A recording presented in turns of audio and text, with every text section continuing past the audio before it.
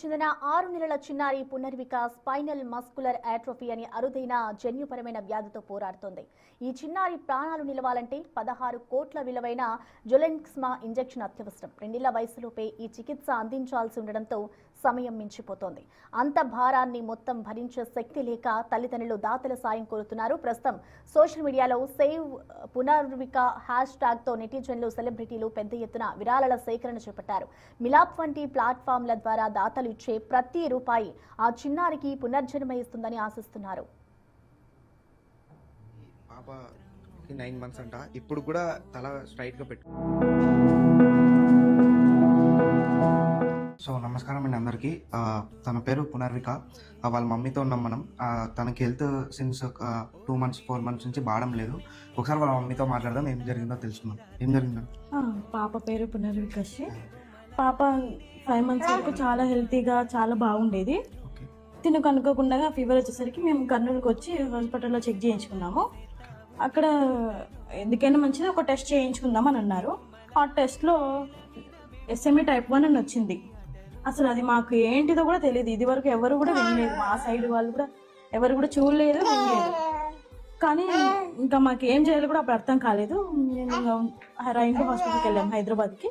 అక్కడ పాపకి మేము మెడిసిన్ తీసుకుంటున్నాము ప్రజెంట్.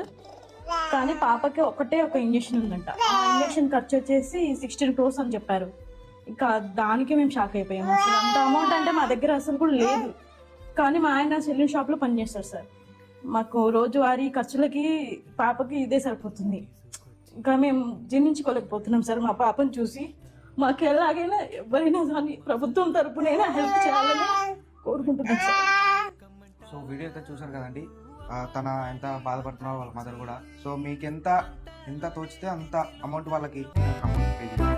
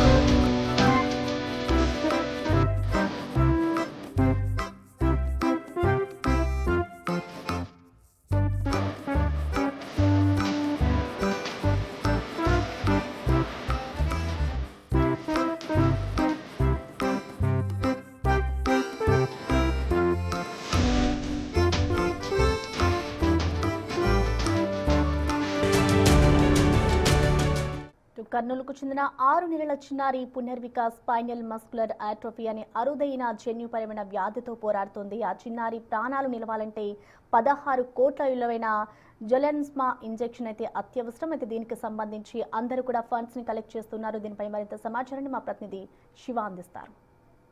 సేవ్ పునర్విక ఇప్పుడు 2 తెలుగు రాష్ట్రాల్లో నిర్మిస్తున్న వినాదం.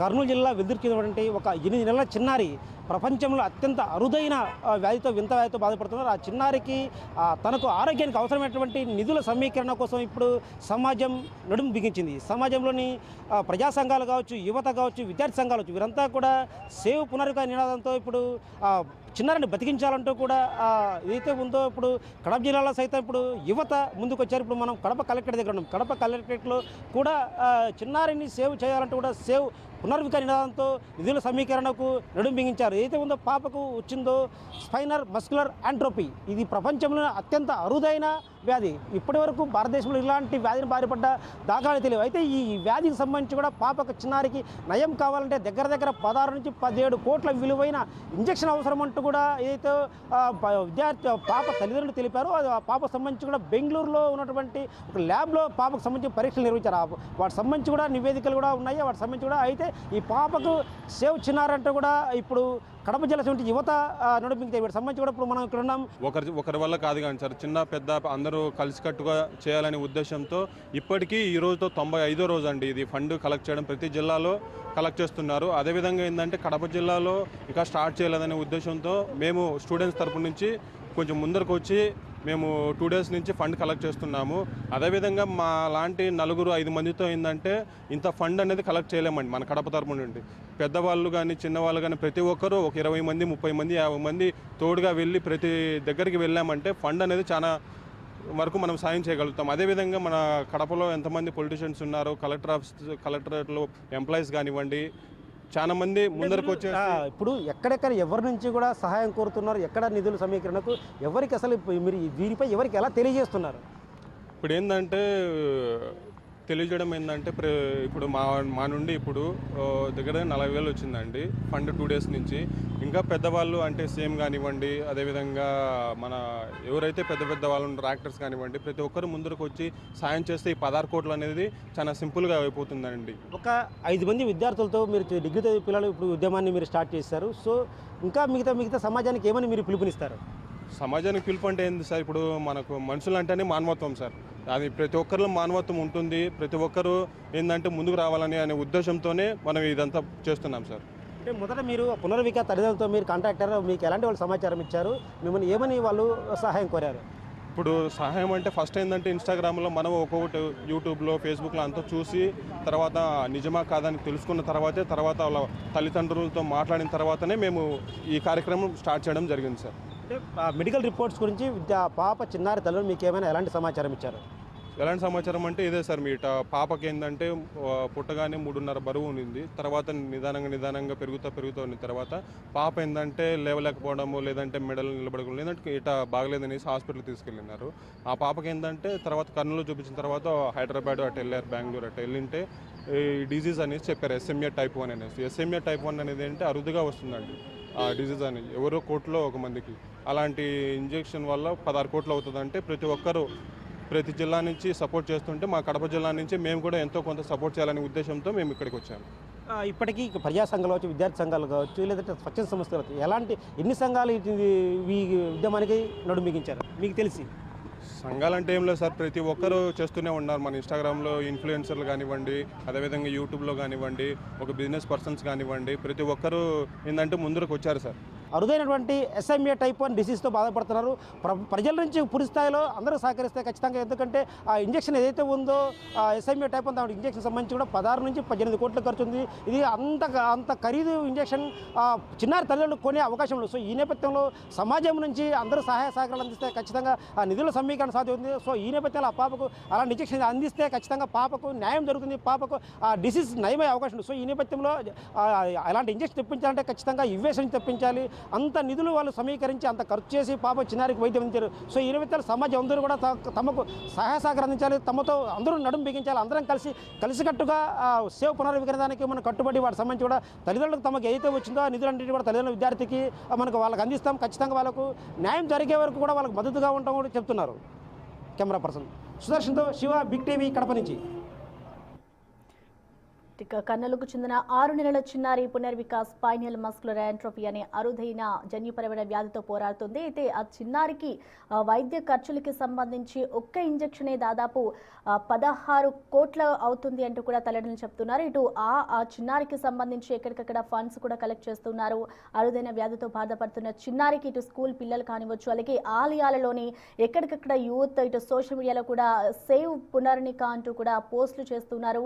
ఇప్పుడు బిగ్ టీవీ ఎవరైతే చూస్తూ ఉన్నారో స్క్రీన్ మీద మీకు పునర్నికకి సంబంధించిన పరిస్థితి ఏ విధంగా ఉంది అనేది కూడా మనం చూస్తూ ఉన్నాం. సో అందరూ డొనేట్ చేస్తూ ఉంటే పునర్నికకి మరొకసారి ఆమెకి పునర్జన్మ ఇచ్చిన వారైతే అవుతారు అని కూడా వాళ్ళ తల్లిదండ్రులు చెప్తూ ఉన్నారు.